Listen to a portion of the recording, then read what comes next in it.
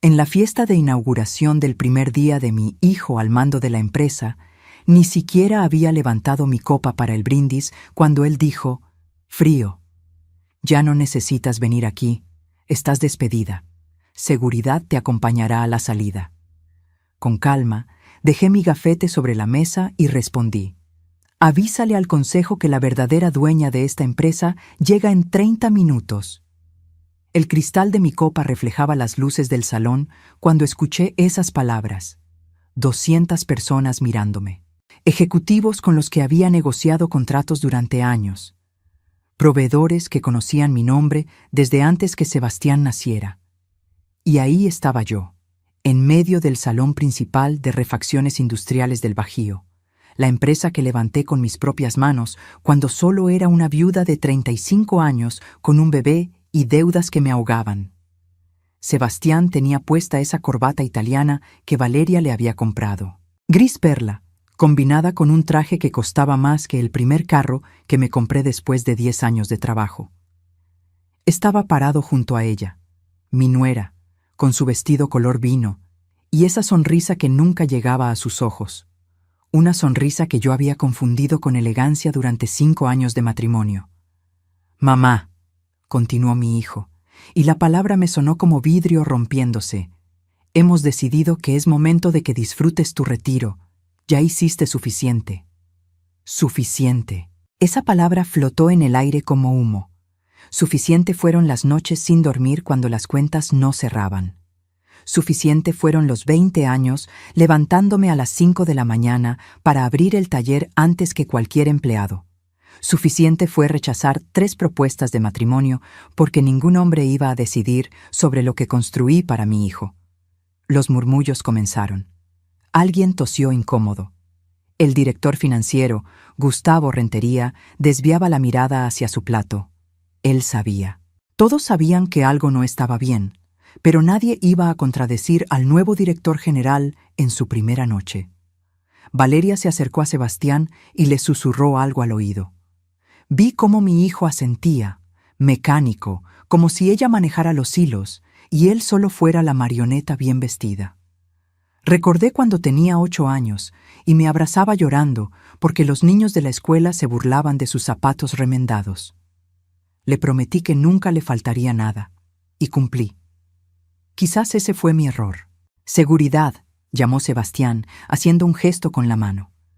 2 hombres con trajes negros comenzaron a caminar hacia mí. No los conocía. Eran nuevos, contratados la semana anterior, según me enteré después. La vieja guardia jamás me habría tocado. Ellos recordaban cuando yo misma cargaba cajas de refacciones en la bodega porque no teníamos dinero para contratar más personal. Tomé mi copa y bebí un sorbo largo de vino tinto.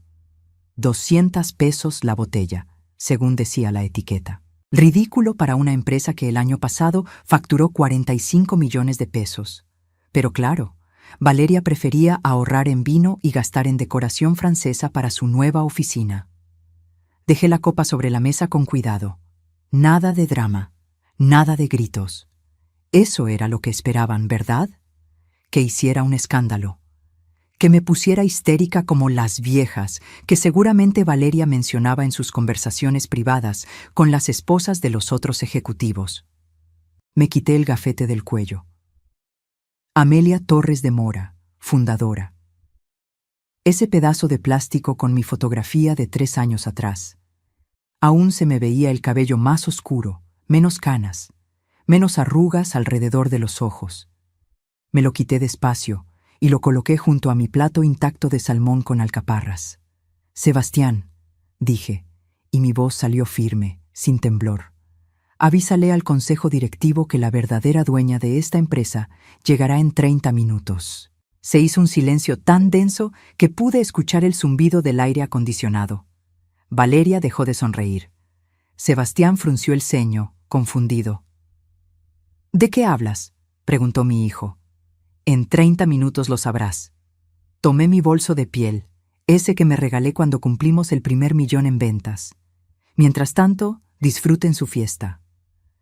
Caminé hacia la salida con la cabeza en alto. Los tacones resonaban contra el mármol importado que Valeria había insistido en instalar el mes pasado. 3 millones de pesos en pisos cuando teníamos equipos en la planta que necesitaban mantenimiento. Pero ella siempre tuvo prioridades diferentes. Nadie me detuvo.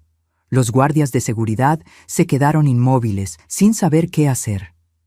Gustavo Rentería me miró con algo parecido a la lástima. O quizás era miedo. Él sabía más de lo que aparentaba. Cuando llegué al elevador, presioné el botón y esperé. Las puertas de acero reflejaban mi rostro. 67 años. Arrugas que contaban historias de sol en la piel mientras supervisaba entregas. Manos que alguna vez tuvieron callos de tanto trabajar. Ojos que habían visto crecer un imperio desde un taller de 3 empleados hasta una empresa con 200 trabajadores. Las puertas se cerraron y por primera vez en toda la noche sonreí, porque ellos no sabían 3 cosas fundamentales. Primero, nunca firmé la transferencia real de la patente del sistema de inventario automatizado que desarrollamos hace 5 años, ese sistema que representa el 60% del valor comercial de la empresa. Segundo, tenía copias de todos los documentos fraudulentos que Valeria me hizo firmar bajo engaños.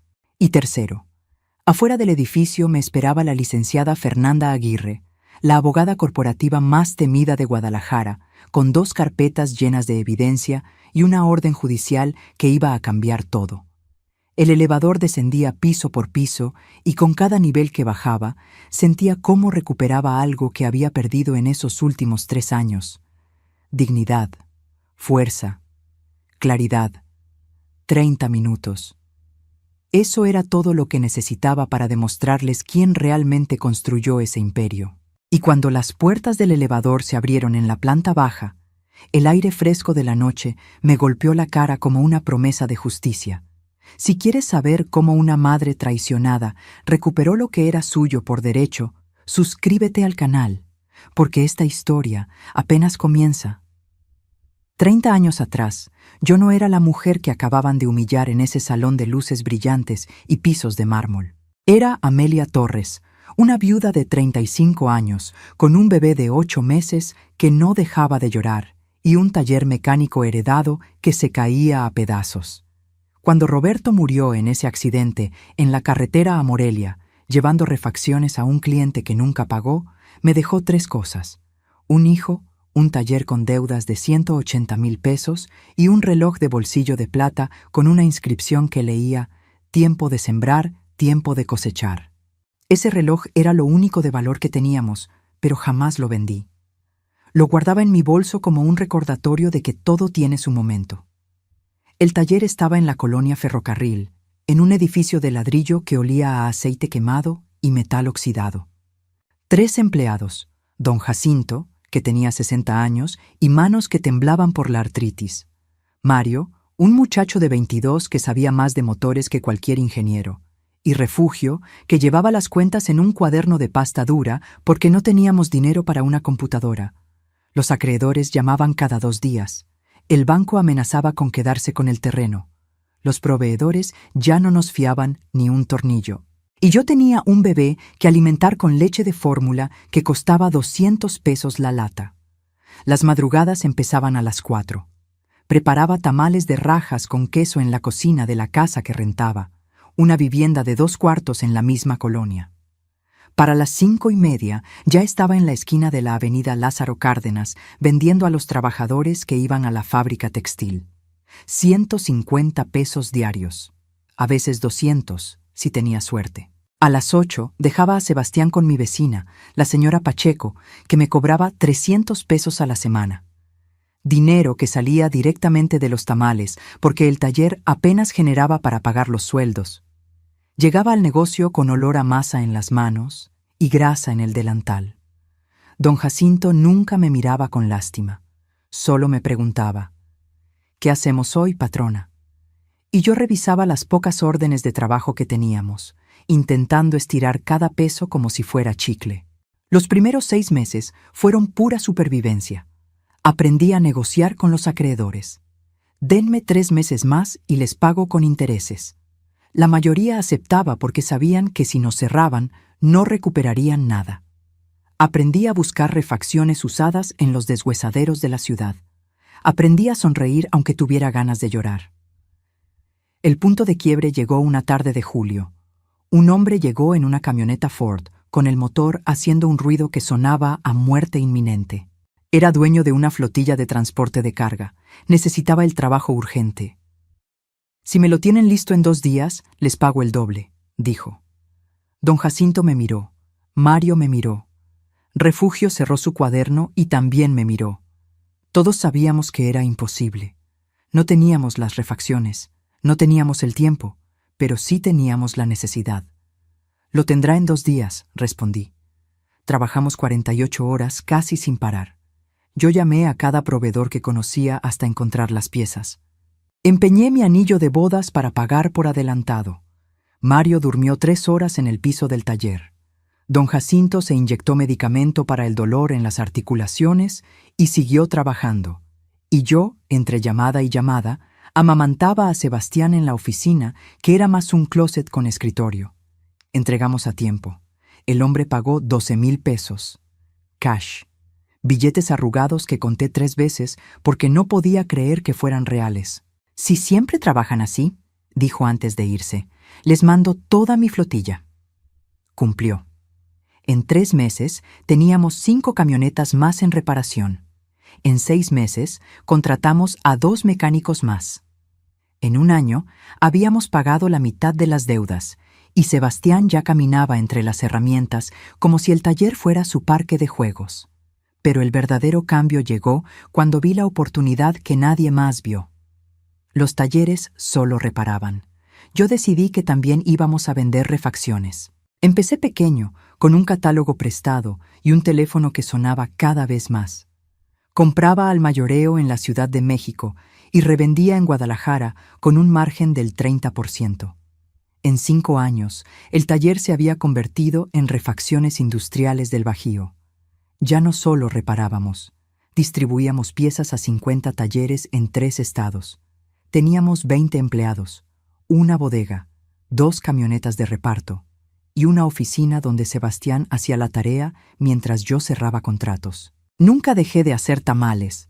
Los vendía los domingos en el tianguis porque me recordaba de dónde venía. Porque cada peso contaba. Porque el respeto no se compra con dinero fácil, se gana con trabajo que te rompe la espalda, pero no el espíritu. Cuando Sebastián cumplió 10 años, la empresa facturaba 5 millones al año. Cuando cumplió 15, éramos 20 millones. Cuando entró a la universidad a estudiar administración, ya éramos la distribuidora más grande de la región. Y yo seguía siendo la misma mujer que se levantaba temprano, que revisaba cada factura, que conocía el nombre de cada empleado y el cumpleaños de sus hijos, la misma que guardaba el reloj de Roberto en el cajón de su escritorio y lo miraba cada vez que tenía que tomar una decisión difícil.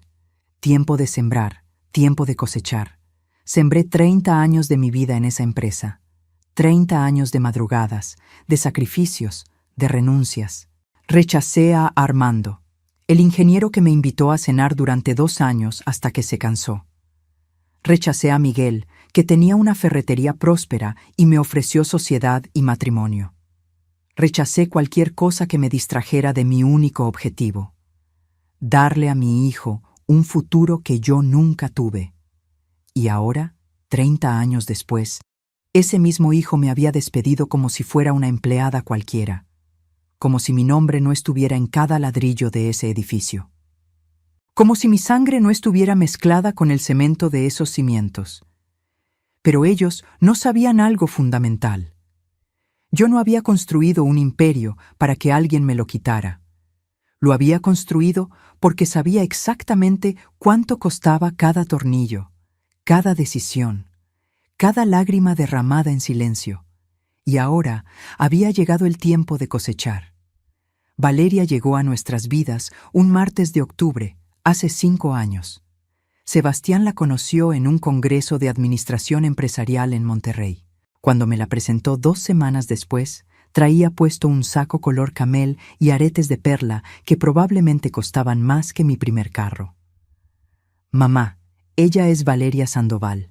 Tiene una maestría en Administración de Negocios por el ITESM. me dijo mi hijo con esos ojos brillantes que no veía desde que era niño y le regalaba juguetes en Navidad. Valeria extendió su mano, fría, suave, sin callos, manos que nunca habían cargado una caja ni limpiado grasa de un motor. Sonrió mostrando dientes perfectamente alineados, blancos como porcelana. Un placer, señora Torres. Sebastián me ha contado tanto sobre usted y todo lo que ha logrado. Es admirable. Admirable. La palabra sonaba correcta, pero había algo en su tono que no me cuadraba, como cuando muerdes una fruta que se ve perfecta por fuera, pero está hueca por dentro. Aún así, me obligué a sonreír.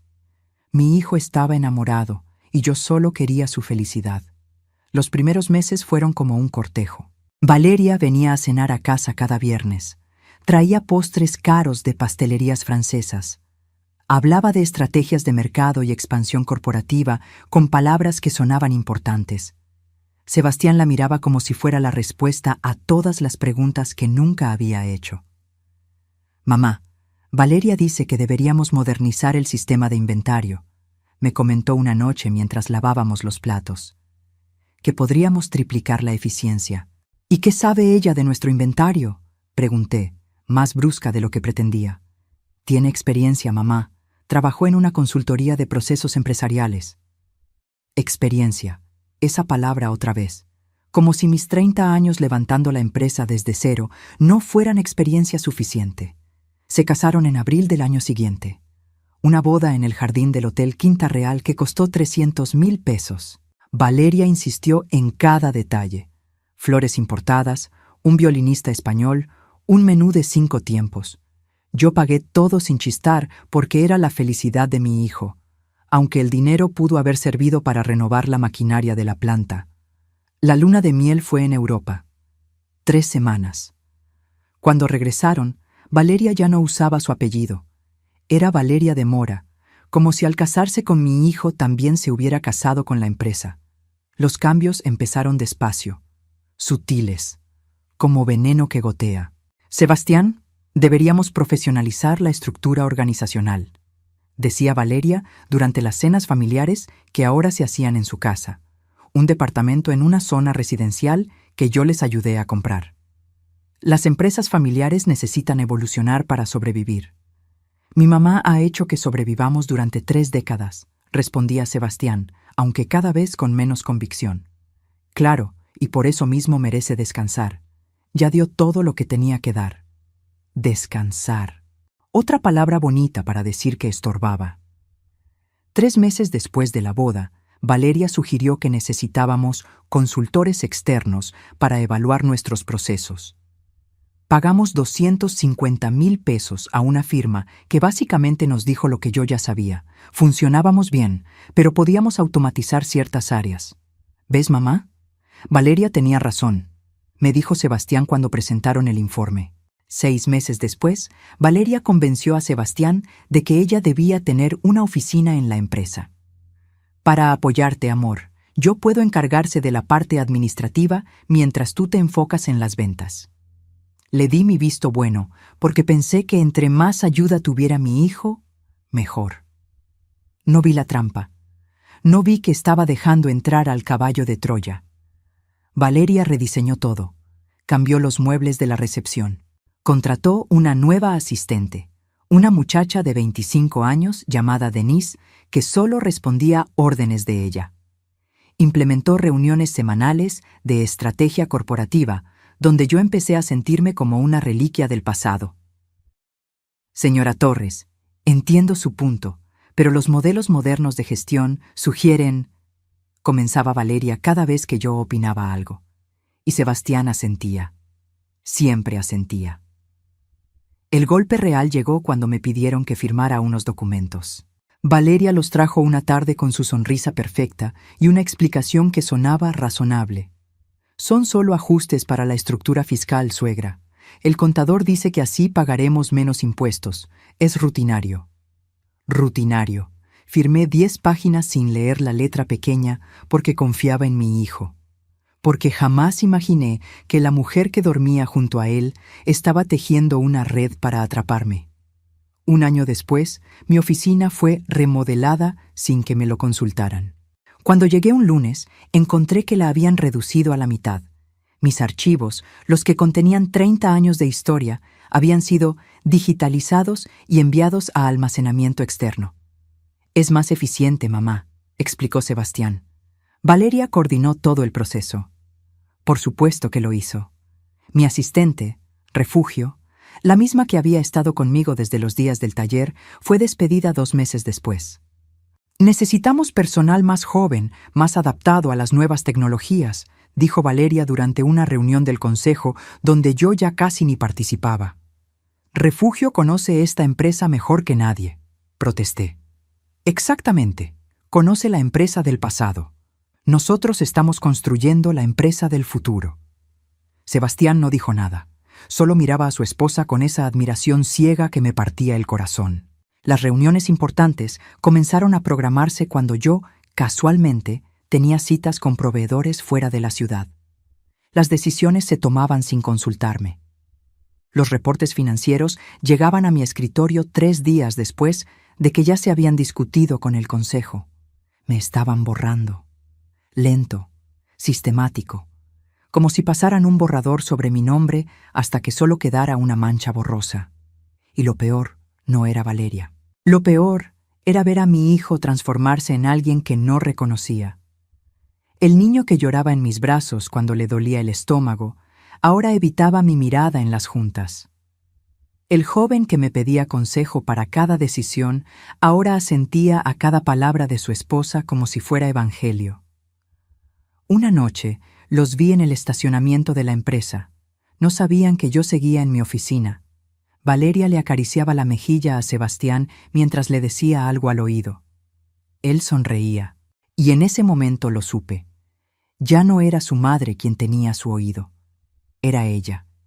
Y ella tenía planes que yo apenas estaba comenzando a comprender.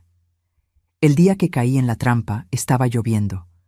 Recuerdo el sonido del agua golpeando contra las ventanas de la sala de juntas mientras Valeria desplegaba los documentos sobre la mesa de caoba como si fueran cartas de póker.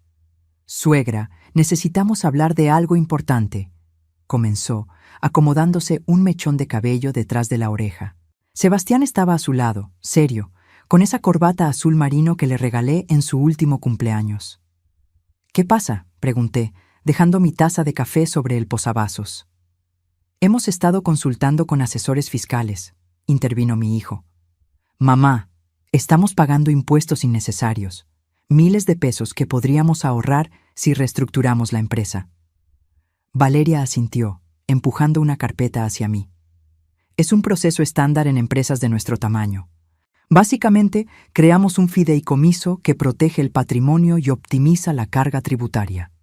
Abrí la carpeta. Páginas y páginas llenas de términos legales que sonaban como trabalenguas. Cláusulas, anexos, firmas de abogados que no conocía. «¿Y esto qué significa exactamente?», pregunté, señalando una sección que hablaba sobre transferencia de participaciones accionarias. «Es técnico», respondió Valeria con esa sonrisa que ya me resultaba insoportable. «Básicamente, usted mantiene su posición como fundadora, pero las acciones se administran a través del fideicomiso. Más eficiente, más seguro. Protegemos el patrimonio familiar de cualquier eventualidad». «¿Qué eventualidad?». «Demandas, problemas legales, cualquier cosa. Usted ya tiene 64 años, suegra. Es pensar en el futuro». 64 años. Lo dijo como si fuera una sentencia de muerte, como si a esa edad ya no tuviera derecho a opinar sobre lo que construí. «Mamá». Sebastián se inclinó hacia adelante, tomando mi mano. Sus ojos, los mismos ojos cafés de Roberto, me miraban con algo parecido a la súplica. «Confía en nosotros. Solo queremos proteger lo que has construido, lo que es nuestro. Nuestro, no tuyo, nuestro». Firmé la primera página, luego la segunda. Valeria iba señalando con su uña perfectamente pintada de rojo cereza dónde debía poner mi nombre. «Aquí, suegra, y aquí. Una más en esta parte». «¿No debería leerlo con más calma?», pregunté en algún momento, sintiendo un peso extraño en el pecho. «Por supuesto, si quiere, pero el contador dice que necesitamos presentarlo antes del viernes para que aplique en este ejercicio fiscal. Si no, perdemos el ahorro de este año. Sebastián apretó mi mano. Mamá, te prometo que todo está bien. Valeria revisó todo con 3 abogados diferentes. 3 abogados que yo nunca había visto. 3 abogados que probablemente cobraron una fortuna por diseñar esta jaula perfecta. Firmé todo. 23 páginas. Cada firma era como entregar un pedazo de mí misma sin darme cuenta. 2 semanas después, llegó otro paquete de documentos.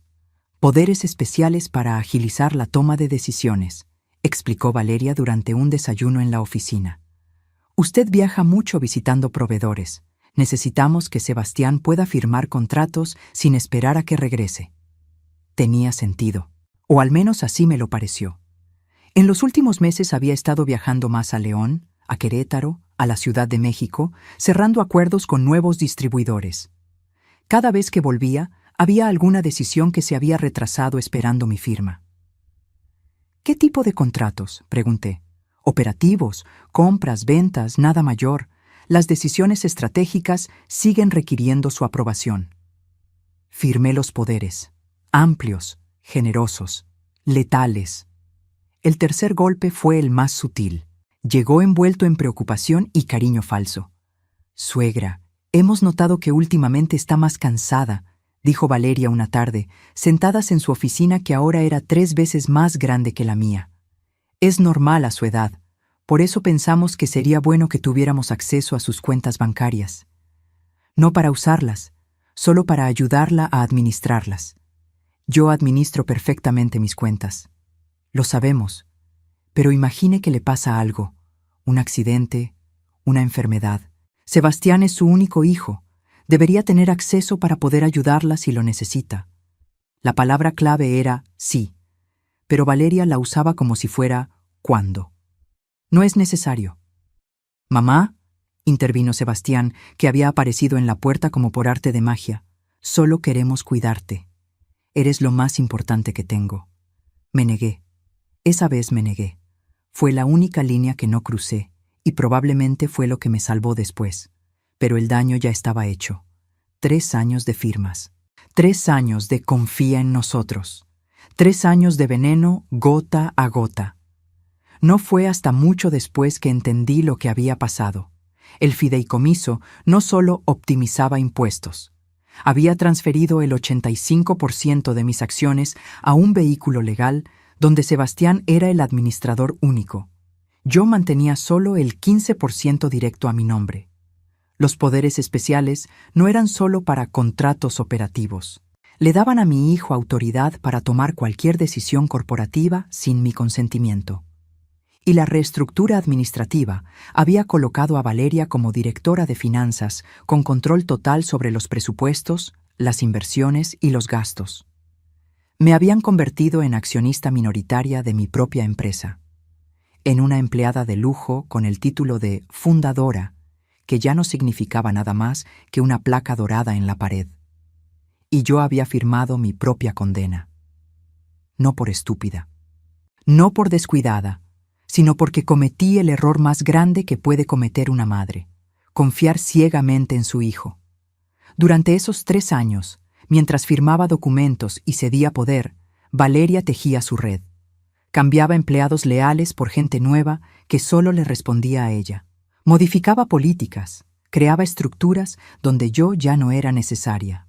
Y Sebastián, mi hijo, el bebé que amamanté en el piso del taller mientras revisaba facturas, se había convertido en el instrumento perfecto de mi propia destrucción.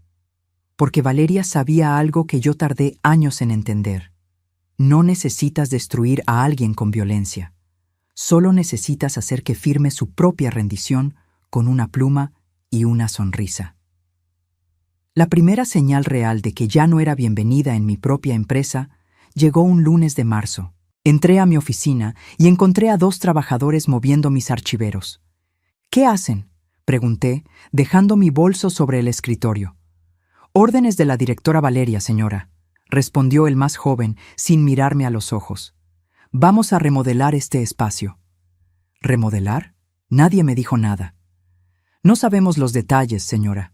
Solo seguimos instrucciones. Me dirigí directo a la oficina de Valeria. Ni siquiera toqué. Abrí la puerta y la encontré revisando unos planos extendidos sobre su escritorio de cristal. Alzó la vista con esa calma que ya me resultaba amenazante. «Suegra, justo iba a hablar con usted. ¿Por qué están moviendo mis cosas?» «Es parte del plan de optimización de espacios. Su oficina es demasiado grande para el uso que le da. La vamos a dividir en dos. Una mitad seguirá siendo suya. La otra será para el nuevo gerente de operaciones». «¿Qué nuevo gerente?» ¿Sebastián no le contó? Valeria inclinó la cabeza, fingiendo sorpresa. Contratamos a Rodrigo Maldonado. Viene de una empresa en Monterrey. Experiencia impresionante en logística. Yo manejo las operaciones. Usted fundó la empresa, suegra. Eso no se discute. Pero las operaciones modernas requieren conocimientos específicos de software, optimización de rutas, análisis de datos en tiempo real. Rodrigo tiene certificaciones internacionales. Certificaciones. Otra palabra para decir que yo estaba obsoleta. Debieron consultarme. Lo hicimos. En la junta del consejo de la semana pasada. Usted no pudo asistir, ¿recuerda? Tenía esa cita con el proveedor en Querétaro. Claro, la cita que ella misma había programado para el mismo día de la junta. Qué conveniente. Volví a mi oficina. Los trabajadores ya habían levantado una pared de tabla roca en medio del espacio. Mi oficina, donde había tomado decisiones por 30 años, donde había llorado en silencio después de días imposibles, donde había firmado el primer contrato de $1.000.000, ahora era del tamaño de un cubículo. Mis fotografías, las que mostraban la evolución de la empresa desde el taller original, habían sido enviadas a bodega para su resguardo. El librero de madera que Roberto construyó con sus manos estaba siendo desarmado porque no cabía en el nuevo espacio. «Cuidado con ese librero», ordené. «Señora, nos dijeron que ya no se usa. Va al almacén». Ese librero lo hizo mi esposo. El trabajador me miró incómodo. No sabíamos, pero las órdenes son claras. Las órdenes, siempre las órdenes de alguien más. Los meses siguientes fueron un desfile de pequeñas humillaciones. Mi asistente refugio, después de ser despedida, fue reemplazada por una chica de 23 años llamada Pamela, que claramente había sido instruida para gestionar mi agenda, de manera que yo siempre llegara tarde o no me enterara de las reuniones importantes. «Señora Torres, la junta de presupuesto fue reprogramada para esta mañana. Lo siento, no alcancé a avisarle». «Pamela, esa junta era el jueves». «Sí, pero surgió un conflicto de agenda con el director Sebastián. Don't worry, le enviaré las minutas». Las minutas llegaban 3 días después, cuando las decisiones ya estaban tomadas. Presupuestos aprobados, inversiones autorizadas, contrataciones confirmadas. Todo sin mi voto, todo sin mi opinión. En las pocas juntas a las que sí asistía, mi voz se había vuelto invisible. Yo proponía algo y Valeria respondía con un «Es interesante, pero los estudios de mercado sugieren otra dirección». Sebastián asentía. El resto del consejo, casi todos caras nuevas, que ni siquiera conocían la historia de la empresa, la seguían como ovejas. Gustavo Rentería, el director financiero que llevaba 15 años conmigo, era el único que a veces me buscaba con la mirada. Pero incluso él había aprendido a quedarse callado. Necesitaba su trabajo. Tenía 3 hijos en la universidad. Un día encontré mi lugar de estacionamiento ocupado. El número 0001, el que siempre había sido mío, ahora tenía una placa nueva. Director General, Sebastián Mora Torres. Mi nuevo lugar estaba en la zona de visitantes. «Es solo un ajuste organizacional», explicó Valeria cuando protesté. «El director general debe tener el lugar principal. Es protocolo corporativo». Protocolo. Como si 30 años de levantar esa empresa no fueran protocolo suficiente. Las invitaciones a eventos corporativos dejaron de llegar. La cena anual con proveedores, que yo había organizado durante 2 décadas, se realizó sin que nadie me avisara. Me enteré por una fotografía en redes sociales donde Sebastián y Valeria brindaban con los clientes que yo había conseguido en el restaurante que yo había seleccionado durante años. «Mamá, Pensamos que querrías descansar, me dijo Sebastián cuando lo confronté. Ya haces demasiado. Descansar. Esa palabra otra vez. El eufemismo elegante para decir desaparecer. Mi correo electrónico corporativo comenzó a recibir menos mensajes. Luego me di cuenta de por qué. Me habían sacado de las listas de distribución importantes. Ya no me copiaban en las decisiones. Ya no me consultaban en las negociaciones. Una tarde intenté acceder al sistema financiero para revisar los reportes trimestrales. Mi contraseña no funcionaba. Pamela, mi acceso al sistema no funciona. Ah, sí. Hubo una actualización de seguridad. Ahora los accesos son por niveles. Le puedo solicitar los reportes que necesite y se los envío. Yo quiero acceso directo. Tendría que pedirlo al comité de tecnología, pero tarda como 2 semanas el trámite. 2 semanas para acceder a la información de mi propia empresa. Mientras Valeria probablemente podía ver cada número con un solo clic. El desplazamiento más doloroso fue cuando renovaron la planta de producción.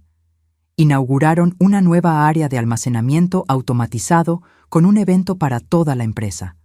Discursos. Corte de listón. Fotografías oficiales. Yo estaba en la segunda fila, no en el templete. Ni siquiera me mencionaron en los agradecimientos. Valeria habló sobre visión de futuro y modernización.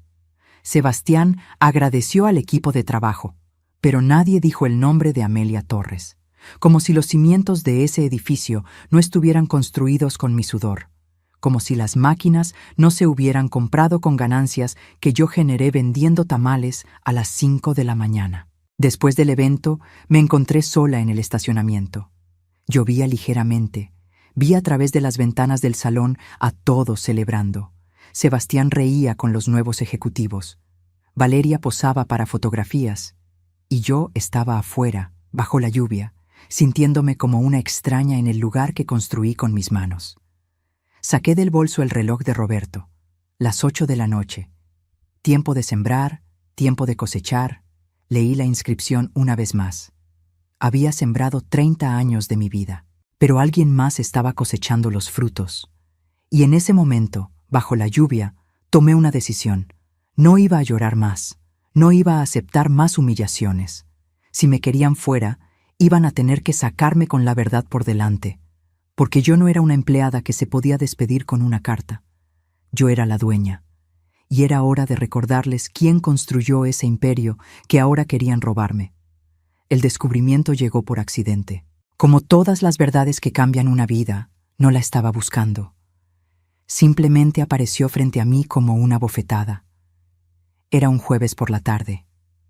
2 meses antes de aquella fiesta de inauguración que lo cambiaría todo.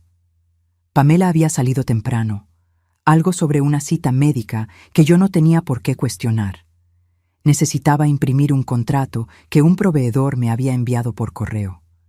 La impresora de mi oficina diminuta se había descompuesto la semana anterior y aún no la reparaban. Así que caminé hacia la oficina de Sebastián. Él estaba en una reunión fuera de la empresa. La puerta estaba abierta.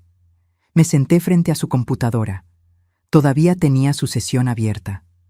Busqué mi correo en el navegador y encontré el documento. Lo mandé a imprimir. Mientras esperaba que saliera, la pantalla mostró una notificación. Un correo nuevo en la bandeja de entrada de Sebastián. No iba a leerlo. No era mi intención. Pero el asunto me detuvo en seco. Borrador final. Estrategia de transición AT. AT Amelia Torres. Mis iniciales. El cursor parpadeaba sobre el mensaje. Mi mano temblaba sobre el mouse. No debía abrirlo. Era la correspondencia de mi hijo, pero algo en mi estómago me decía que necesitaba ver qué había dentro. Hice clic. El correo era de un tal licenciado Héctor Briceño, del despacho legal Briceño & Asociados. Nunca había oído ese nombre. El mensaje era breve pero letal. Estimado Sebastián, adjunto el documento final de la estrategia de transición para la señora Amelia Torres. Como discutimos, el enfoque debe ser gradual pero firme. Los puntos clave: 1. Anuncio de retiro voluntario durante evento corporativo. 2. Pensión mensual de 25,000 pesos como reconocimiento a su trayectoria. 3. Remoción inmediata de accesos administrativos. 4. Comunicado de prensa posicionándola como fundadora honoraria en retiro merecido. El timing es crucial. Aprovechar el impulso de su nombramiento como director general para proyectar imagen de renovación generacional. Cualquier duda, quedo atento. 25,000 pesos mensuales. Una pensión que apenas cubriría la renta de un departamento modesto. La empresa facturaba 45 millones al año y me ofrecían 25,000 pesos mensuales como si fuera una limosna. Abrí el documento adjunto. 12 páginas de estrategia detallada. Fechas. Tácticas de comunicación. Hasta tenían un discurso preescrito para que Sebastián lo leyera el día de mi retiro voluntario. Mi madre, Amelia Torres, ha sido el corazón de esta empresa durante 3 décadas.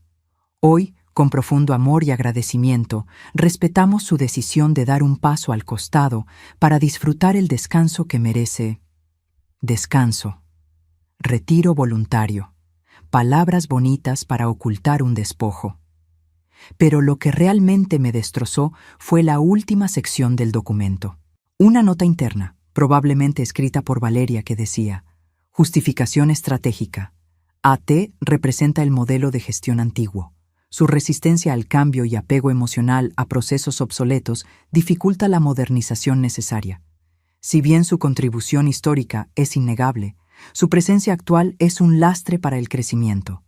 La transición debe ejecutarse con delicadeza, pero sin ambigüedad. No puede haber marcha atrás.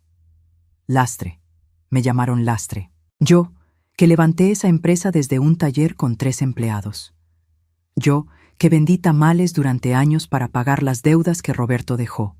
Yo, que rechacé ofertas de matrimonio y vida personal porque mi único objetivo era darle un futuro a mi hijo. Lastre. Las lágrimas llegaron sin pedir permiso. Caían sobre el teclado mientras seguía leyendo. Había un cronograma. Fechas específicas. La transición estaba planeada para ejecutarse en 6 semanas. Justo después del evento de nombramiento de Sebastián como director general. Todo estaba calculado. Cada palabra, cada movimiento. Me iban a sacar en mi propia fiesta de despedida disfrazada de homenaje. Escuché pasos en el pasillo. Cerré el correo rápidamente. Tomé los papeles de la impresora y salí de la oficina justo cuando Valeria doblaba la esquina. «Suegra, ¿qué hace aquí?» «Mi impresora no sirve. Vine a usar la de Sebastián». Me miró con esos ojos grises que ahora veía por lo que realmente eran. Calculadores, fríos. Entiendo. Deberíamos comprarle una nueva. No es necesario, respondí, sosteniendo los papeles contra mi pecho. Ya tengo lo que necesitaba. Caminé de regreso a mi oficina. Cerré la puerta. Me senté en mi silla y miré alrededor. Las paredes desnudas, el espacio reducido, los archivos que ya no estaban.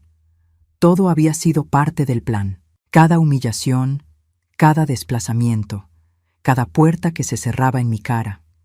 No fue negligencia, fue estrategia.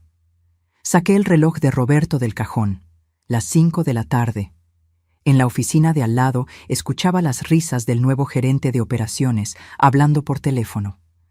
En el pasillo, empleados que ya ni me saludaban caminaban apurados a reuniones de las que yo estaba excluida. Pensé en mi hijo, en el bebé que cargué mientras mezclaba cemento para reparar las paredes del taller. En el niño que me abrazaba y me decía: «Cuando sea grande, voy a cuidarte como tú me cuidas a mí». ¿En qué momento se rompió esa promesa? ¿Fue gradual o hubo un día específico donde Sebastián dejó de ser mi hijo y se convirtió en el instrumento de Valeria? No lo sabía. Y en ese momento dolía más no saberlo que la traición misma. Tomé mi celular y marqué un número que no había usado en años. Lorena Campos, mi asistente durante 20 años, la que Valeria despidió con la excusa de reestructuración. ¿Señora Torres? Lorena, necesito verte. Esta noche, fuera de la oficina. Hubo un silencio. Luego, ¿pasó algo? Sí, y necesito tu ayuda. Nos encontramos en un café cerca de la Minerva. Lorena llegó con una caja de cartón. Cuando me despidieron, dijo poniendo la caja sobre la mesa. Sabía que algo no estaba bien. Así que antes de irme, hice copias. ¿Copias de qué? De todo. Documentos, correos, contratos. Durante meses vi cómo la señora Valeria movía papeles, cambiaba cifras, firmaba cosas a su nombre. Me dio mala espina, y cuando intenté decírselo, me corrieron. Abrió la caja. Adentro había carpetas organizadas por fecha, documentos legales, estados financieros, correos impresos. Esto, señaló una carpeta roja, son los documentos que usted firmó hace 3 años, los originales. Y estos, señaló otra carpeta azul, son las versiones que realmente se presentaron ante notario. Abrí ambas carpetas, las puse lado a lado. Las diferencias eran sutiles pero devastadoras. Cláusulas agregadas, porcentajes modificados. Mi firma estaba en ambas versiones, pero el contenido era diferente. Me engañaron, susurré.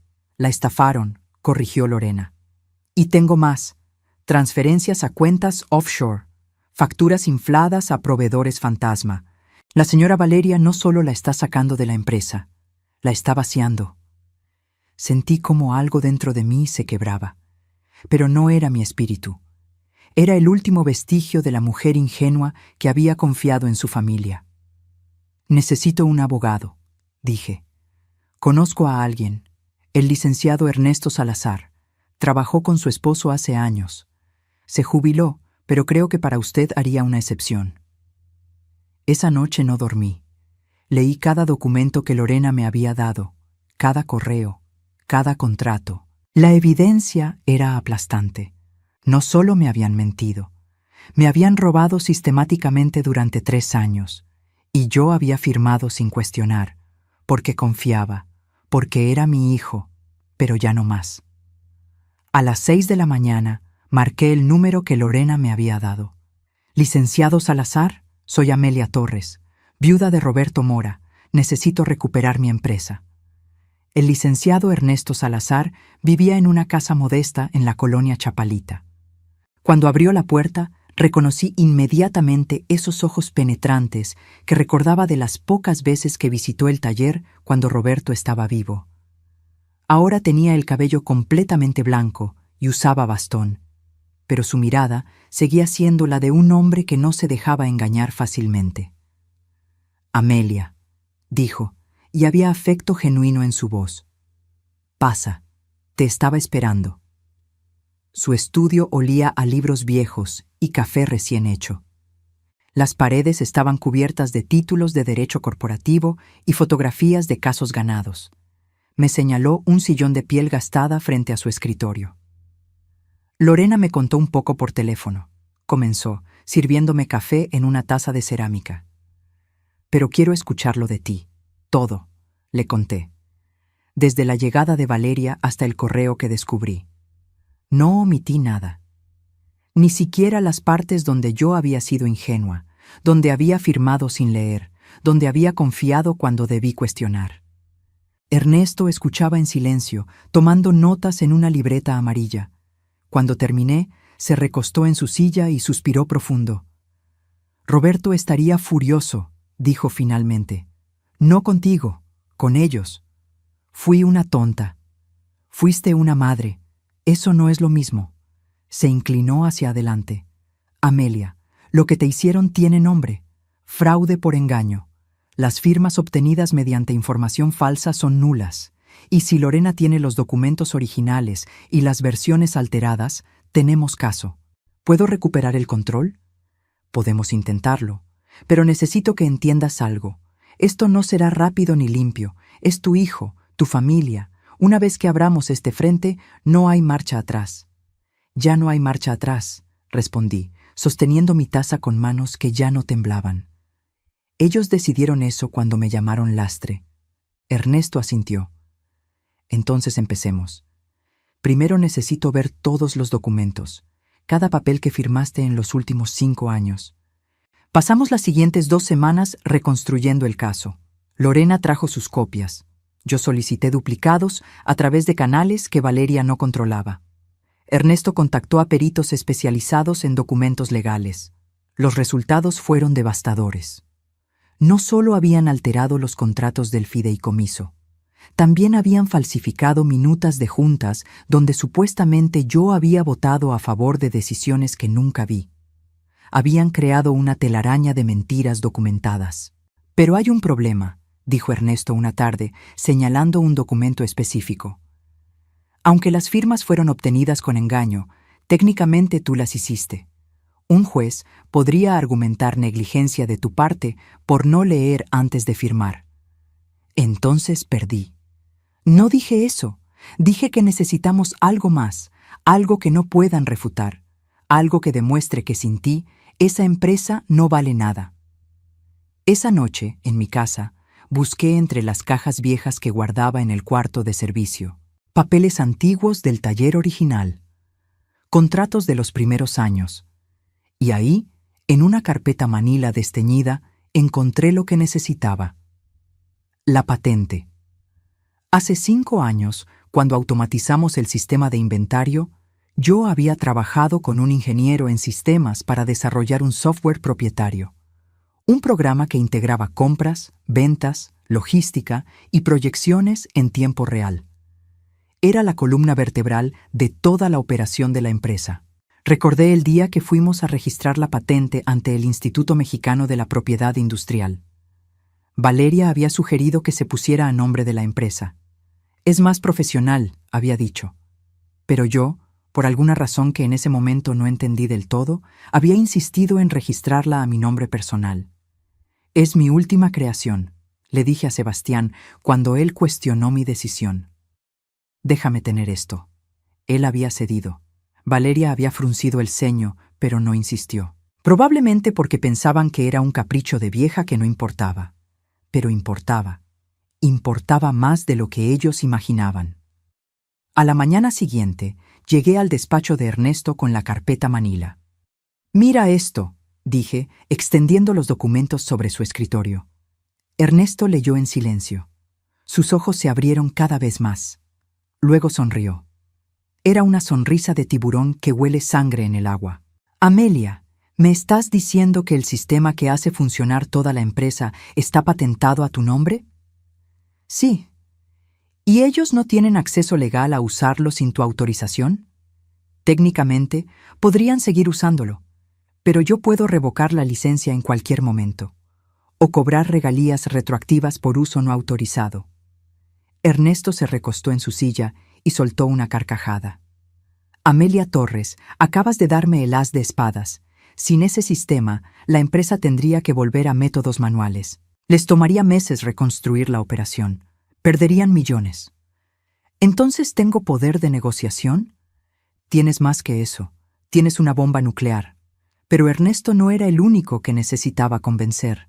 Necesitaba al consejo directivo de mi lado. Y para eso, necesitaba a alguien que aún tuviera credibilidad ahí dentro. Llamé a Gustavo Rentería una noche. Nos encontramos en un restaurante alejado del centro, un lugar donde nadie de la empresa nos vería. «Señora Torres», dijo cuando se sentó frente a mí, «si Valeria se entera de que nos vimos, me despide». «Lo sé, por eso te estoy pidiendo esto. ¿Qué necesita?» «La verdad, ¿qué está pasando con las finanzas de la empresa?» Gustavo miró alrededor. Bajó la voz. «Están desviando fondos, facturas infladas a proveedores fantasma, transferencias a cuentas offshore registradas en Panamá. Valeria maneja todo a través de empresas fachada». «¿Cuánto?» «En los últimos 2 años, calculo que han sacado cerca de 8 millones de pesos». 8 millones. El número flotó en el aire como un peso muerto. «¿Por qué no dijiste nada?» «Lo intenté. Hace 6 meses presenté un reporte interno a Sebastián. Me dijo que eran estrategias fiscales legales que yo no entendía. 3 días después, Valeria me citó a su oficina y me dejó claro que si volvía a cuestionar las finanzas, me iba a la calle. Tengo 3 hijos en la universidad, señora Torres. Necesito este trabajo. Lo entiendo, pero necesito que testifiques. Necesito esos reportes». Gustavo cerró los ojos. «Si hago eso, pierdo todo. Si no lo haces, la empresa que ayudaste a construir se la van a robar. Y cuando la vacíen completamente, Te despedirán de todas formas, sin liquidación, sin nada. Se quedó en silencio largo rato. Finalmente asintió. Haré copias, pero necesito garantías legales. ¿Las tendrás? La tercera pieza del plan requería algo que nunca pensé que tendría que hacer: contratar a alguien que pudiera enfrentar a Valeria en su propio juego. Ernesto me recomendó a la licenciada Fernanda Aguirre. La conocí en su oficina del piso 22 de una torre corporativa. Tenía 40 años, vestía traje sastre negro y tenía una reputación de acero. Se especializaba en derecho corporativo y tenía un historial impresionante de casos ganados contra empresas que intentaban despojar a fundadores. «Señora Torres», dijo después de revisar todos los documentos durante 2 horas, «esto es un caso de libro. Fraude documentado, desvío de recursos, contratos viciados y una patente que les da jaque mate. Pero necesito que entienda algo. Ganar esto va a costar. No solo dinero, va a costar relaciones, va a costar familia. Mi familia me traicionó primero. ¿Está segura? Porque una vez que presentemos esto ante el Consejo, no hay vuelta atrás. Su hijo enfrentará consecuencias legales. Su nuera podría terminar en prisión si probamos malversación». Pensé en Sebastián, en el niño que fue, en el hombre en que se convirtió, y en la decisión que él ya había tomado cuando firmó ese plan para sacarme de mi propia empresa. Estoy segura. Entonces necesito 2 semanas para preparar todo. Documentación legal, orden judicial, citatorio al consejo directivo. Vamos a necesitar actuar rápido y con sorpresa. ¿Cuándo es el evento de nombramiento de su hijo? En 15 días. Fernanda sonrió. Perfecto. Que tengan su fiesta, que crean que ganaron, y entonces les mostramos que la verdadera dueña nunca se fue. Durante esas 2 semanas viví una doble vida. En la oficina seguía siendo la fundadora desplazada que nadie tomaba en cuenta. En las noches revisaba documentos legales, preparaba testimonios y planeaba cada movimiento con precisión quirúrgica. Valeria y Sebastián no sospechaban nada. Los veía en las reuniones, sonrientes, seguros de su victoria. Planeaban esa fiesta como si fuera una coronación. No sabían que yo también estaba planeando. No una fiesta, una resurrección. Y cuando el reloj de Roberto marcara la hora correcta, iba a recordarles que el tiempo de cosechar había llegado. Pero esta vez yo iba a cosechar justicia. El elevador bajaba lentamente mientras yo contaba los segundos. Planta baja. Las puertas se abrieron y ahí estaba Fernanda Aguirre, con su maletín de piel y esa mirada que no dejaba espacio para dudas. «¿Lista?», preguntó. Más que nunca. Junto a ella estaba Ernesto Salazar, apoyado en su bastón, pero con una carpeta gruesa bajo el brazo, y detrás de ellos, Lorena y Gustavo Rentería, ambos con expresiones tensas pero decididas. 30 minutos, dije mirando el reloj de Roberto. Les prometí 30 minutos. Subimos en el elevador. Nadie habló. Solo se escuchaba el zumbido del motor y mi respiración, más tranquila de lo que había estado en meses, porque por primera vez en 3 años yo controlaba la narrativa. Las puertas se abrieron en el piso del salón de eventos. La música seguía sonando. Las risas flotaban en el aire mezcladas con el tintineo de copas. Pero cuando atravesé esas puertas con mi equipo legal detrás, el sonido se apagó como si alguien hubiera cortado el cable de audio.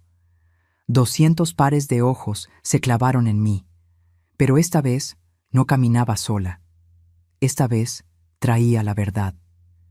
Sebastián estaba en el centro del salón, copa en mano, congelado a medio brindis. Valeria a su lado dejó de sonreír. Su rostro palideció 3 tonos. «Buenas noches», dije, y mi voz resonó clara en el silencio.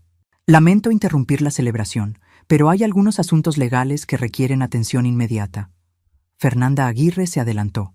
«Buenas noches. Soy la licenciada Fernanda Aguirre, representante legal de la señora Amelia Torres de Mora, fundadora y legítima propietaria mayoritaria de Refacciones Industriales del Bajío.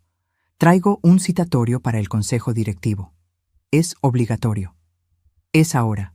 El director de Recursos Humanos, un hombre llamado Patricio Sánchez, que Valeria había contratado el año anterior, se acercó. ¿De qué se trata esto? De fraude corporativo, documentos falsificados y desvío de recursos, respondió Ernesto, su voz firme a pesar de los años. Y tenemos evidencia completa. Valeria soltó una risa nerviosa. Esto es ridículo. Sebastián, diles que se vayan. Pero mi hijo no se movió. Me miraba como si estuviera viendo un fantasma. O quizás, por primera vez en años, estaba viendo a su madre realmente. Consejo directivo, llamó Fernanda. Sala de juntas, 5 minutos. Esto no es opcional. La sala de juntas se llenó rápidamente. Los 7 miembros del consejo tomaron sus lugares. Sebastián y Valeria en un extremo de la mesa, yo en el otro, flanqueada por mis abogados. Entre nosotros, 3 carpetas gruesas que contenían 3 años de mentiras documentadas. Fernanda abrió la primera carpeta. Empecemos con los hechos. En los últimos 3 años, se presentaron ante esta empresa documentos legales supuestamente firmados por la señora Torres. Sin embargo, tenemos evidencia de que estos documentos fueron alterados después de obtener su firma. Proyectó en la pantalla 2 versiones del mismo contrato, una al lado de la otra. La firma era idéntica, el contenido radicalmente diferente. La señora Torres firmó esto. Señaló el documento de la izquierda. Pero esto, señaló el de la derecha, fue lo que se registró ante notario. ¿Ven las cláusulas adicionales? ¿Los porcentajes modificados? Fraude documentado. Gustavo Rentería levantó la mano. Yo también tengo algo que presentar. Abrió su laptop. Durante los últimos 2 años he documentado transferencias irregulares, facturas a proveedores que no existen, pagos a empresas offshore registradas en Panamá, un total de 8.200.000 pesos desviados de las arcas de esta empresa. Mostró las hojas de cálculo. Los números brillaban en la pantalla como evidencia irrefutable. Algunos miembros del consejo jadearon. Otros se inclinaron hacia adelante para ver mejor. «Eso es mentira», explotó Valeria, golpeando la mesa. «Gustavo está resentido porque lo íbamos a despedir por incompetencia». ¿Incompetencia? Gustavo la miró fijamente. Tengo correos tuyos ordenándome procesar esas facturas. Tengo autorizaciones con tu firma digital. Tengo todo, Valeria. Sebastián, Valeria se volvió hacia mi hijo. Di algo, no vas a permitir que humillen a tu esposa así. Pero Sebastián tenía la mirada clavada en la pantalla, en los números, en la evidencia que no podía negar. Hay más, continuó Ernesto. El plan para remover a la señora Torres de la empresa, no como una decisión corporativa legítima, sino como parte de una estrategia calculada para despojarla de lo que construyó. Proyectó el correo, el que yo había encontrado en la computadora de Sebastián. Las palabras aparecieron en letras grandes. Su presencia actual es un lastre para el crecimiento. El silencio que siguió era tan denso que podía cortarse con cuchillo. Algunos miembros del consejo miraban a Valeria con algo entre horror y desprecio. Otros miraban a Sebastián esperando que dijera algo, lo que fuera. «Mamá», comenzó mi hijo, pero su voz se quebró. «No», lo interrumpí.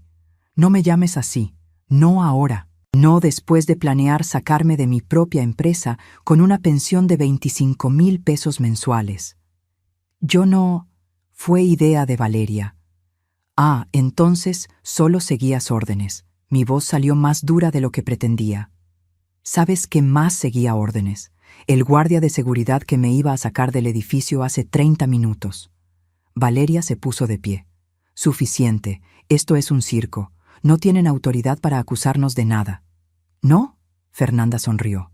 Era una sonrisa sin humor. «Entonces hablemos de autoridad. Señora Torres, muéstreles». Saqué de mi bolso una carpeta manila desteñida, la misma que había encontrado entre mis papeles viejos. La abrí y extendí los documentos sobre la mesa. «Patente número MX 2019-045782», dije. «Sistema integrado de gestión de inventario y logística, registrado a nombre de Amelia Torres de Mora. Este sistema procesa el 100% de las operaciones de esta empresa. Sin él, Vuelven a métodos manuales que les tomarían 6 meses reconstruir. Vi el momento exacto en que Valeria entendió lo que eso significaba. Su rostro pasó de rojo de furia a blanco de terror en segundos. «Esa patente», comenzó, «es mía, completamente mía, y nunca les di licencia formal de uso, lo cual significa que cada día que operan con ese sistema sin mi autorización, acumulan regalías que me deben. Calculamos aproximadamente 12 millones de pesos en uso retroactivo». «No puedes hacer eso», susurró Valeria. «Puedo, y lo haré si no llegamos a un acuerdo aquí y ahora». Patricio Sánchez, el director de Recursos Humanos, se aclaró la garganta. «Señora Torres, ¿qué propone?». Me puse de pie. Todas las miradas estaban sobre mí, mi hijo con lágrimas en los ojos, Valeria temblando de rabia impotente, los miembros del consejo esperando mi veredicto. Propongo lo siguiente: restablecimiento inmediato de mi posición como presidenta del consejo. Auditoría externa completa de todas las finanzas de los últimos 3 años. Remoción de Sebastián Mora como director general hasta que la investigación concluya. Y Valeria Sandoval queda despedida efectivamente de inmediato, sin liquidación. «¡No!», gritó Valeria. «Sebastián, di algo». Mi hijo finalmente levantó la vista. Las lágrimas corrían por sus mejillas. «Mamá, por favor, puedo explicar. Yo no sabía lo de las facturas falsas. Valeria dijo que eran estrategias legales. Yo solo quería hacerte sentir orgullosa». «¿Orgullosa?». La palabra salió como ceniza de mi boca. ¿Llamándome lastre? ¿Planeando sacarme de mi propia empresa como si fuera basura? Sebastián, te di todo. Todo lo que tengo, todo lo que soy, fue para ti, y me pagaste con traición. Fue un error, un terrible error. Los errores se corrigen. Esto fue una estrategia. Durante 3 años. Valeria se volvió hacia los miembros del consejo. Ella está manipulándolos. Es una vieja amargada que no puede aceptar que los tiempos cambiaron, que ya no es relevante. Fernanda Aguirre se levantó. «Cuidado con sus palabras, señora Sandoval, porque tengo aquí», levantó otra carpeta, evidencia de que las cuentas offshore en Panamá están a su nombre personal, no de la empresa, suyo, lo cual convierte esto de fraude corporativo a peculado, un delito que conlleva prisión. El color desapareció completamente del rostro de Valeria. Se dejó caer en su silla. «Además», continué, «tengo un documento adicional que creo que el consejo debería ver». Ernesto distribuyó copias. Era el acuerdo prenupcial que Valeria había firmado antes de casarse con Sebastián. Ese que yo misma había insistido que firmaran y que Valeria había aceptado a regañadientes. «Cláusula 7», dije. «En caso de divorcio o separación por causa de fraude o conducta delictiva comprobada de cualquiera de las partes, la parte culpable pierde todo derecho sobre bienes matrimoniales y empresariales. Creo que fraude corporativo y peculado califican». Valeria me miró con un odio tan puro que casi podía sentirlo físicamente. «Eres una bruja amargada que no soporta ver a su hijo feliz». «Yo lo que no soporto», respondí, y mi voz finalmente tembló con la emoción contenida, «es ver a mi hijo convertido en un ladrón por una mujer que solo vio en él una oportunidad de enriquecerse». Me volví hacia Sebastián. «Pero tú tampoco eres inocente. Eras adulto, tomaste decisiones, y ahora vas a vivir con las consecuencias. Mamá, por favor». Se puso de pie, intentando acercarse. «No», levanté la mano. «Voto del consejo. Ahora. Todos los que estén a favor de mis propuestas». Uno por uno, los miembros del consejo levantaron la mano. Todos menos Sebastián. 7 contra 1. «Moción aprobada», declaró Patricio Sánchez. Valeria se levantó bruscamente. «Esto no termina aquí. Tengo abogados. Te voy a demandar por difamación, por...». «Por favor, inténtelo». Fernanda sonrió. «Me encantaría discutir sus acusaciones frente a un juez, con evidencia completa de malversación y documentos falsificados. Adelante». Valeria tomó su bolso y salió de la sala dando un portazo. Sebastián se quedó inmóvil, mirándome con ojos suplicantes. «Tienes dos opciones», le dije. «Cooperar con la investigación, devolver lo que se pueda recuperar y quizás, solo quizás, algún día reconstruir algo de confianza. O seguir a tu esposa y enfrentar cargos criminales junto a ella». «Ella está embarazada», susurró. El mundo se detuvo. «¿Qué?» «Valeria está embarazada, de 3 meses». Y ahí estaba. El último as bajo la manga de Valeria, el arma final, un bebé inocente usado como escudo. «Entonces», dije, y mi voz salió más cansada de lo que había sonado en toda la noche, «tienes aún más razones para tomar la decisión correcta, porque ese niño va a necesitar un padre que no esté en prisión». Sebastián se derrumbó en su silla, con la cabeza entre las manos, llorando como no lo había visto llorar desde que era un niño. Y yo, viendo a mi hijo roto, sentí algo quebrarse también dentro de mí, porque había ganado la batalla. Pero el costo era más alto de lo que imaginé. La justicia tiene sabor amargo cuando viene servida en la mesa familiar. La sala de juntas se vació lentamente. Los miembros del consejo salían en silencio, sin saber qué decir, qué hacer con el peso de lo que acababan de presenciar. Fernanda y Ernesto revisaban documentos, preparando los siguientes pasos legales. Lorena y Gustavo esperaban cerca de la puerta, dándome espacio. Pero yo no podía moverme. Seguía sentada frente a Sebastián, separadas por esa mesa de caoba que había visto tantas decisiones importantes. Solo que esta vez, la decisión no era de negocios, era de sangre. Mi hijo tenía la cabeza entre las manos. Sus hombros temblaban, y por un momento terrible y hermoso a la vez, volví a ver al niño de 8 años que lloraba porque los otros niños se burlaban de sus zapatos remendados. «¿Cuándo lo supiste?», pregunté finalmente. «¿Cuándo supiste del embarazo?». Sebastián levantó la cabeza. Tenía los ojos rojos, hinchados. «Hace 2 semanas. Valeria me lo dijo el mismo día que confirmamos la fecha de esta fiesta». «Qué conveniente». «No fue así, mamá. Llevábamos meses intentándolo». «¿Y te parece casualidad que justo ahora, cuando me iban a sacar de la empresa, aparece un bebé?». Sebastián se limpió la cara con el dorso de la mano. «Sé lo que parece. Sé que todo parece calculado. Pero ese bebé es real. Es mi hijo.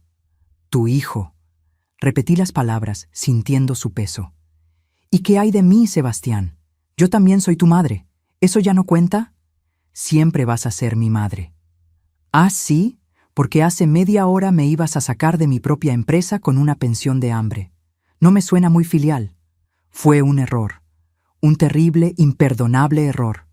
«No». Mi voz se endureció. «Un error es olvidar una fecha, equivocarte en un número. Esto fue una traición planificada durante años, con documentos falsificados, con estrategias y fechas y discursos preescritos. Eso no es un error, Sebastián. Eso es una decisión». Se puso de pie bruscamente. Caminó hacia la ventana que daba al estacionamiento. Abajo podía ver a los invitados de la fiesta saliendo del edificio, confundidos, murmurando entre ellos. La celebración había terminado antes de comenzar. «Valeria me convenció», dijo sin volverse. «Me dijo que era lo mejor para la empresa, que tú ya habías dado todo lo que podías dar, que merecías descansar». «¿Y tú le creíste?». «Yo quería creerle, porque era más fácil que enfrentarte, que decirte que me sentía sofocado». Esa palabra me golpeó como un puñetazo. «¿Sofocado?». Finalmente se volvió. «Mamá, yo nunca elegí este negocio. Tú lo elegiste por mí. Desde que tengo memoria, todo fue algún día esto será tuyo. Como si no tuviera opción, como si mi vida ya estuviera escrita. Te di opciones, te mandé a la universidad. Estudiaste administración porque tú quisiste, porque era lo que esperabas, porque decepcionarte era imposible después de todo lo que sacrificaste por mí». Su voz subió de volumen. «¿Sabes cuánta presión es esa? ¿Saber que tu madre vendió tamales a las 5 de la mañana para que tú tuvieras zapatos nuevos? ¿Que rechazó el amor para que tú pudieras heredar un imperio? Yo nunca te pedí gratitud. No tenías que pedirla, estaba en cada mirada, en cada mira lo que construí para ti, en cada conversación sobre el futuro de la empresa. Mi futuro ya estaba decidido antes de que yo pudiera decidir algo. Las lágrimas amenazaban con salir, pero las contuve. ¿Entonces esto es mi culpa? ¿Te obligué a robarme? No, no es eso lo que digo. Se pasó las manos por el cabello, desesperado. Estoy tratando de explicarte que Valeria encontró esa grieta, ese resentimiento que yo ni siquiera sabía que tenía, y lo usó. Me hizo creer que quitándote de en medio, yo finalmente sería libre de ser mi propio jefe. ¿Y lo eres? ¿Eres tu propio jefe? Porque desde donde yo estoy, pareces un títere de tu esposa. La puerta se abrió. Valeria entró como una tormenta, con el celular en la mano. Sebastián, nos vamos, ahora. No, dije poniéndome de pie. Él se queda, tú te vas. No tienes autoridad para decirme lo que hago. Tengo toda la autoridad, esta es mi empresa, y tú ya no trabajas aquí. Valeria se rió.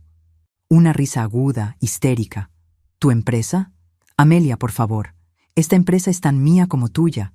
Yo la modernicé, yo la hice rentable, yo... Tú la vaciaste, la interrumpí. 8 millones de pesos en cuentas offshore. ¿Crees que un juez va a creer que eso fue modernización? Se acercó a mí, tanto que pude oler su perfume caro, ese que probablemente compraba con el dinero robado. Escúchame bien, suegrita. Puedes presentar todos los documentos que quieras. Puedes hacer tu show dramático. Pero yo tengo algo que tú nunca vas a tener. El hijo que va a perpetuar este apellido. Tu nieto. Y si me tocas, si intentas meterme en problemas, te prometo que nunca vas a conocerlo. El silencio que siguió era tan pesado que dolía respirar. ¿Estás usando a tu propio hijo como rehén? Pregunté, incrédula. Estoy protegiéndolo de una abuela tóxica que no sabe cuándo retirarse. Sebastián dio un paso hacia ella. Valeria, basta. No, Sebastián. Ella necesita entender cómo van a ser las cosas. O nos deja en paz. O ese bebé crece sin saber quién es su abuela. Algo dentro de mí se quebró. No era rabia. Era algo peor. Era la comprensión completa y devastadora de que había perdido a mi hijo mucho antes de esta noche. Lo había perdido en algún momento entre los tamales a las 5 de la mañana y las expectativas que puse sobre sus hombros sin darme cuenta. Vete, dije, y mi voz salió extrañamente tranquila. ¿Qué? Valeria parpadeó, confundida. Que te vayas, ahora, antes de que llame a seguridad y te saquen como ibas a sacarme a mí. Sebastián. Valeria lo miró, esperando que él dijera algo, que la defendiera. Pero mi hijo estaba inmóvil, mirándome con una expresión que no podía descifrar. ¿Era culpa? ¿Miedo? ¿O finalmente estaba viendo realmente lo que había hecho? Sebastián, repitió Valeria, su voz subiendo una octava. Nos vamos, ahora. Ve tú, dijo él finalmente. Yo necesito hablar con mi madre. ¿Qué? No, no voy a dejarte aquí para que ella te manipule. Valeria. Sebastián la miró fijamente por primera vez desde que entró. Vete, por favor. Vi el momento exacto en que ella entendió que estaba perdiendo control. Su rostro pasó por una docena de emociones en segundos. Sorpresa, furia, miedo, cálculo. Finalmente aterrizó en algo parecido al desprecio. Bien, quédense aquí llorando juntos, pero recuerden, ese bebé es mío, y yo decido quién lo conoce y quién no. Salió dando un portazo que resonó en toda la sala. Fernanda Aguirre, que había estado observando desde la puerta, entró. Señora Torres, esa amenaza sobre el bebé no tiene validez legal. Una vez que nazca, usted tiene derechos como abuela. Lo sé, respondí, aunque en ese momento no me importaba la legalidad. Solo podía pensar en un bebé inocente que iba a nacer en medio de este campo de batalla. Me senté de nuevo. Sebastián hizo lo mismo. Por un largo momento, ninguno de los dos habló. Dime la verdad, dije finalmente. Y no me mientas más. ¿Sabías sobre el dinero desviado? No, te lo juro por lo que más quiero. Yo pensaba que eran estrategias fiscales legales como Valeria decía. ¿Y el plan para sacarme de la empresa? Bajó la mirada. Ese sí lo sabía, pero mamá nos lo pintó diferente. Dijo que era darte un retiro digno, que habías trabajado suficiente, que merecías disfrutar tus últimos años sin la presión de la empresa. ¿Y la palabra lastre? ¿Esa también sonaba como retiro digno? Eso fue Valeria. Yo nunca usé esa palabra, pero tampoco la detuviste. Cerró los ojos. No, no la detuve, y voy a vivir con esa vergüenza el resto de mi vida. Fernanda carraspeó. Señora Torres, necesitamos su decisión. ¿Procedemos con cargos criminales contra ambos o solo contra Valeria? Miré a mi hijo, a ese hombre de 32 años que alguna vez fue el bebé que amamantaba en el piso del taller. El niño que me abrazaba y me decía que cuando creciera me iba a cuidar. El joven que lloró en mi hombro cuando su padre murió, aunque apenas lo recordaba. Y tomé la decisión más difícil de mi vida. Solo contra Valeria. Sebastián cooperará con la investigación y devolverá todo lo que se pueda recuperar. Trabajará en la empresa, pero desde abajo, sin título, sin salario ejecutivo. Si quiere recuperar mi confianza, va a tener que ganársela como yo me la gané, con trabajo. Mamá, no he terminado. Vas a ir a terapia, individual, para entender cómo llegaste a este punto. Y vas a divorciarte de Valeria antes de que nazca ese bebé. No puedo divorciarme. Está embarazada. Puedes, y lo harás. Porque ese niño no puede crecer viendo a su madre manipular y robar como si fuera normal. Y tú no puedes seguir siendo su cómplice. Sebastián comenzó a llorar de nuevo. ¿Y si tiene razón? ¿Y si me impide ver a mi hijo? Entonces pelearemos. Legalmente, pero con las manos limpias, sin secretos, sin mentiras. Me levanté y caminé hacia él, porque a pesar de todo, sigue siendo mi hijo, y ese bebé será mi nieto, y yo protejo lo que es mío. Lo abracé. Por primera vez en años, lo abracé como cuando era niño. Y él se aferró a mí como si fuera un náufrago a una tabla en medio del océano. Lo siento. Sollozó contra mi hombro. Lo siento tanto, mamá. Lo sé, y vas a pasar mucho tiempo demostrándolo. Cuando finalmente nos separamos, ya había amanecido. La luz gris del alba entraba por las ventanas de la sala de juntas. Ve a casa, le dije. Descansa. Mañana empieza tu camino de regreso. Sebastián asintió y salió sin decir más. Fernanda y Ernesto se acercaron. Hizo lo correcto, dijo Ernesto. No lo sé, respondí honestamente. Pero era lo único que mi corazón me dejaba hacer. Porque al final, la justicia y el perdón no siempre van de la mano. A veces, tienes que elegir entre venganza y familia. Y yo elegí creer que mi hijo todavía podía ser salvado, aunque me costara todo. La luz del sol entraba por las ventanas de mi oficina. Mi oficina completa, restaurada, con el librero que Roberto construyó de vuelta en su lugar y las fotografías de 30 años colgadas en las paredes. Era un martes de marzo, exactamente 6 meses después de aquella noche que cambió todo. Sobre mi escritorio descansaba el reloj de bolsillo de plata. Lo tomé y leí la inscripción que conocía de memoria. Tiempo de sembrar, tiempo de cosechar. Había cosechado, pero no de la manera que imaginé. Afuera, en el piso de producción, Sebastián supervisaba un cargamento. Vestía el mismo overol azul que usaban los empleados de bodega, sin corbata italiana, sin traje de marca, solo el uniforme de trabajo que yo misma usé durante años. Cumplió su palabra. Empezó desde abajo. Llegaba a las 6 de la mañana, antes que cualquiera. Cargaba cajas. Verificaba inventarios. Aprendía cada proceso que había olvidado o nunca se molestó en conocer. Los primeros días, los empleados lo miraban con desconfianza. Don Jacinto, que seguía trabajando a sus 70 años porque se negaba a jubilarse, lo puso a prueba.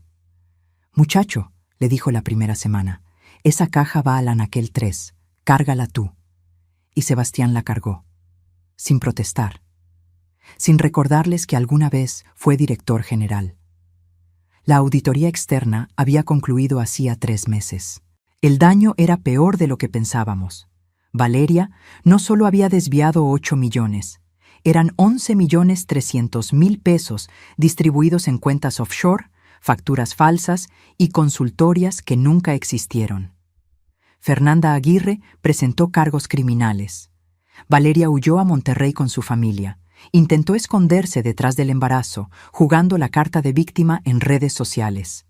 Empresaria perseguida por suegra envidiosa, tituló su post. Pero la evidencia no miente. 3 semanas después, la Fiscalía giró orden de aprehensión. La detuvieron en el aeropuerto intentando volar a Panamá. Ahora esperaba juicio bajo arresto domiciliario en casa de sus padres. El bebé nació en febrero. Un niño. Sebastián lo llamó Roberto, como su padre, como mi esposo. Cuando Sebastián me lo contó, con la voz quebrada y los ojos llenos de lágrimas, sentí algo romperse y reconstruirse al mismo tiempo dentro de mi pecho. ¿Puedo conocerlo?, pregunté. Valeria dice que no. ¿Y qué dices tú? Sebastián me miró fijamente. Digo que es tu nieto y tiene derecho a conocer a su abuela. 2 días después, Sebastián llegó a mi casa con un bulto envuelto en una cobija azul cielo. Era temprano, apenas las 8 de la mañana. Valeria no lo sabía. Él había esperado a que ella saliera a una cita con sus abogados. «Mamá», dijo cuando abrí la puerta, «te presento a Roberto Mora Sandoval». Tomé a ese bebé en mis brazos y algo que había estado roto durante meses finalmente sanó. Pesaba apenas 3 kilos. Tenía los ojos cerrados y un mechón de cabello oscuro. Se parecía tanto a Sebastián cuando nació que tuve que sentarme para no desmayarme. «Hola, pequeño Roberto», susurré. «Yo soy tu abuela y tengo tantas historias que contarte». El bebé bostezó. Sebastián se sentó a mi lado en el sofá. «Presenté los papeles de divorcio la semana pasada», dijo. «Valeria no los ha firmado. Dice que si me divorcio, nunca me dejará ver a Roberto». «¿Y tienes miedo?» «Estoy aterrado. Pero estoy más aterrado de que mi hijo crezca pensando que lo que hizo su madre está bien, o que lo que yo hice está bien». «Entonces, estás aprendiendo». Durante esos 6 meses, habíamos reconstruido más que la empresa. Habíamos reconstruido puentes. Sebastián iba a terapia 2 veces por semana. Hablábamos, realmente hablábamos. No de números o estrategias, sino de cómo él se sintió sofocado por mis expectativas, de cómo yo nunca le pregunté qué quería realmente. «Si pudieras elegir», le pregunté una noche durante una cena en mi casa, «¿qué harías si la empresa no existiera?». Tardó en responder. «Creo que me gustaría enseñar. Administración, tal vez. O abrir una consultoría para empresas familiares. Ayudarlas a no cometer los errores que nosotros cometimos». «¿Y por qué no lo haces?». «Porque tengo que reparar lo que rompí primero». «Puedes hacer ambas cosas. Trabajar aquí mientras construyes tu propio camino». Vio esperanza en sus ojos por primera vez en meses. El consejo directivo también cambió. Removí a 3 miembros que había puesto Valeria. En su lugar, incorporé a mujeres empresarias que conocía de asociaciones industriales. Mujeres que habían construido sus propios negocios desde cero y entendían lo que significaba pelear por cada peso. Lorena regresó, no como asistente, sino como directora de recursos humanos. Se lo merecía. Ella había guardado la evidencia que nos salvó. Gustavo Rentería fue ascendido a director de finanzas con autoridad completa. Ya no respondía a nadie más que al consejo y a mí. Y yo volví a caminar por los pasillos de mi empresa sintiendo que el aire era respirable de nuevo. Pero no todo fue reconstrucción, también hubo pérdidas. 3 clientes importantes se fueron cuando el escándalo se hizo público. «Problemas internos familiares», dijeron. Lo que realmente significaba era que no querían estar asociados con una empresa en medio de un juicio por fraude. Tuvimos que despedir a 20 empleados que Valeria había contratado y que claramente estaban involucrados en el esquema de facturas falsas. Eso dolió. Cada despido me recordaba que el daño no solo fue hacia mí, sino hacia gente inocente que necesitaba esos trabajos. Recuperamos 4 millones de pesos de las cuentas offshore. El resto, probablemente, nunca lo veríamos de vuelta. Valeria había sido más inteligente de lo que creímos, moviendo dinero a través de empresas fantasma en 3 países. Pero la empresa sobrevivió. Más pequeña, más cautelosa, pero viva. Y yo inicié algo nuevo. Un programa de mentoría para mujeres emprendedoras. Especialmente para viudas jóvenes que, como yo hace 30 años, se encontraban solas con hijos que alimentar y negocios que salvar. Lo llamé Programa Roberto Mora, en honor a mi esposo, en honor a los inicios. Cada sábado, 5 mujeres llegaban a las oficinas de la empresa. Les enseñaba lo que aprendí en 3 décadas. Cómo negociar con acreedores, cómo leer un estado financiero, cómo pedir ayuda sin sentir vergüenza. No se trata de ser la más fuerte, les decía. Se trata de seguir levantándose cada vez que te tumban. Una de ellas, una mujer de 38 años llamada Sandra, que había heredado una tlapalería con deudas de 200,000 pesos, me abrazó llorando después de la tercera sesión. «Usted me está salvando la vida», me dijo. «No», respondí. «Tú te estás salvando sola. Yo solo te estoy enseñando las herramientas».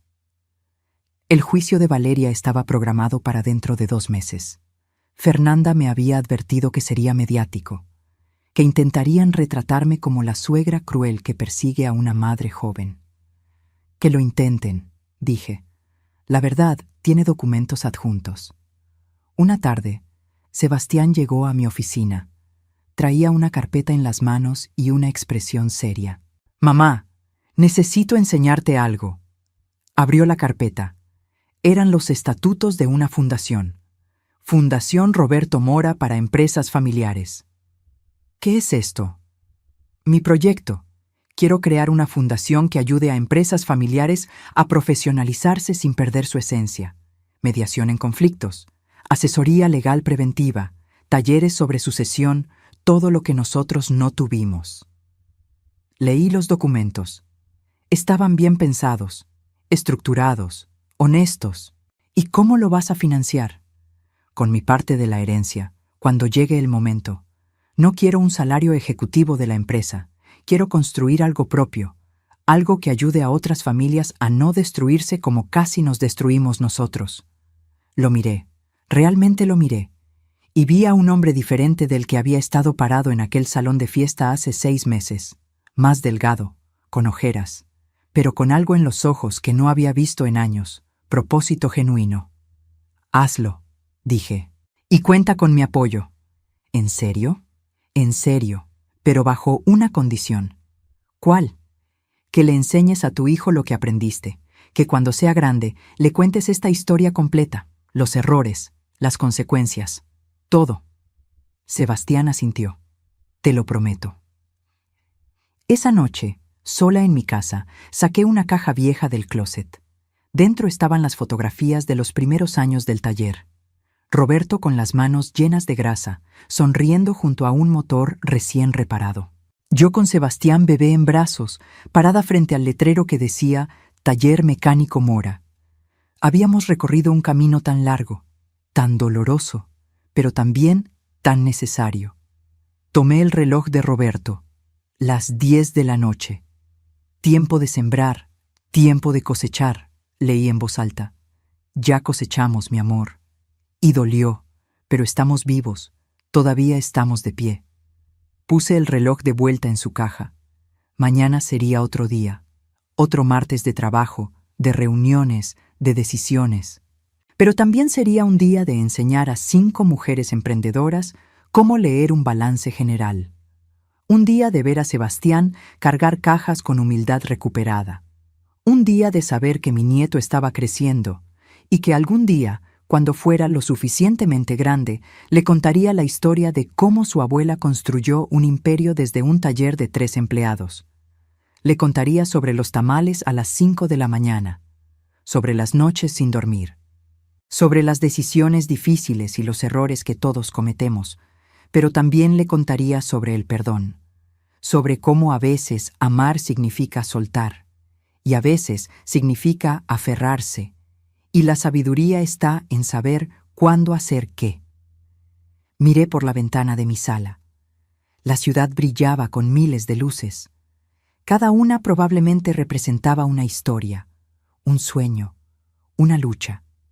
Y yo, Amelia Torres de Mora, de 68 años, seguía escribiendo la mía. Porque la verdadera riqueza no está en lo que posees, está en lo que construyes, en lo que defiendes y en lo que no permites que te arrebaten sin pelear. Y yo había peleado, había ganado, había perdido, pero sobre todo, había sobrevivido. Y eso, al final del día, era más que suficiente. Esta historia llegó a su fin, pero cada final es también un comienzo.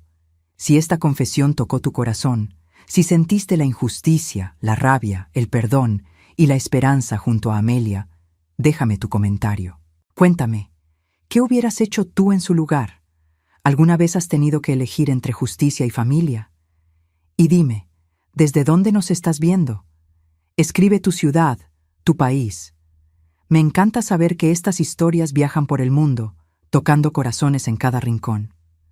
Dale like si crees en segundas oportunidades. Suscríbete si quieres seguir escuchando historias reales de mujeres que se levantan cuando la vida las tumba. Porque aquí, cada historia es un recordatorio de que nunca es tarde para recuperar tu dignidad.